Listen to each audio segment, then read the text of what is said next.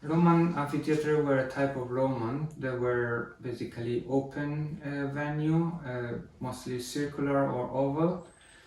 They were different from the traditional circus or hippodrome because they were used for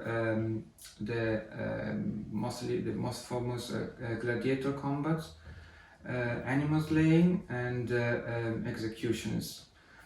We don't know yet when the first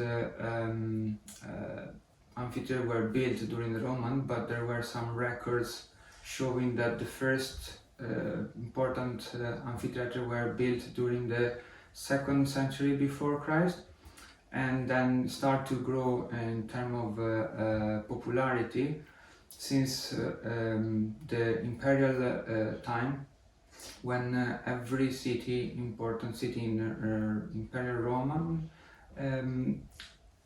were basically part of the suburb of the city, and then entertaining basically all the people living in that area. Now, amphitheater is basically the meaning of amphitheater were basically the all around venue basically, and the venue were used for most of the attractions that there were at that time. The main thing about the amphitheater that were quite big, they could reach a capacity around 40,000 to 60,000 people, and the biggest one, like the Colosseum in Rome, could reach up to 100,000 people in the same event. But with the centuries, the amphitheater started to decline in popularity. Most of the causes were because gladiators started to disappear from the public life. They were not anymore making entertainment combats due to various reasons, mostly economical, because the gladiators were quite expensive, and also due to changes in religion, for example, when the Christianity were starting to take over. They were against this type of combats because they were saying that were abominable and it was a waste of money. Although the animal slaying continued to make heavens and be popular, but around the 6th century after Christ, they start to decline in the same way because of the higher cost for these animal combats, basically. So what happened to the amphitheaters? They start to be abandoned or vandalized, or some of them they were destroyed, and the same material used to build something else, some other buildings that were necessary. Some of them they are still surviving nowadays, like most of the famous are like the one in Rome, most of the also France and UK, some of them you can still see them, and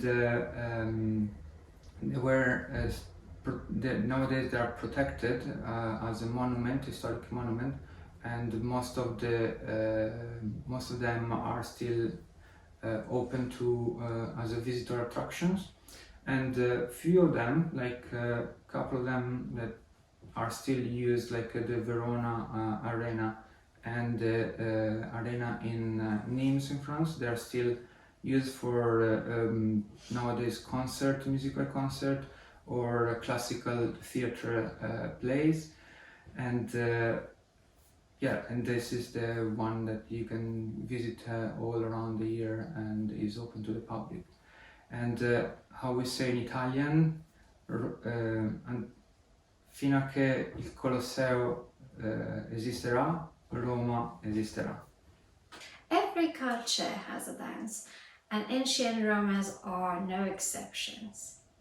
So ancient Romans dance was inspired by Greece, mostly by Greek slaves, and Roman themselves, they didn't participate in dance. They thought dance was below them, so they hired Greek and Spanish dancers for their banquets, parties, birthdays, weddings, also for their funerals. Eventually, these Greek dancers opened dance schools, and Romans sent their kids to these dance schools, and that's how the dance came to Romans also. There are dances that are natives to Romans, such as belly crepa. Belly crepa is a dance that was introduced by Romulus, which is the founder of Rome. In this dance, the warrior would wear the full armor, and they will go up and down Rome's city just before a war. And in this way, they would demonstrate their strength, synchronization, and power. I guess you can compare that with today's military march. Priests also had a dance called Pyrrhic or war dance. In this dance, priests also would wear a full armor. They would hold a shield on their left arm and a staff on their right arm. Priests would also perform fertility dance. Other popular dances were Bacchanal, which was in honor of the god Bacchus, the wine god. I think some part of this dance is still danced in South and Central America. Romans believed that you should dance with your whole body and soul, influenced by religion. And also they would tell stories mostly about the goddess and gods of the time. And these stories were told by dancing without words, so they call this pantomime or miming. Pantomime could also include musicians and singers. Pantomime has two main parts. One part is the dancing, the movement, which dancers could teach each other, and one part is the miming. Miming was reserved for very good dancers. Dance was usually made in lines, and the best dancer was the leader of the line.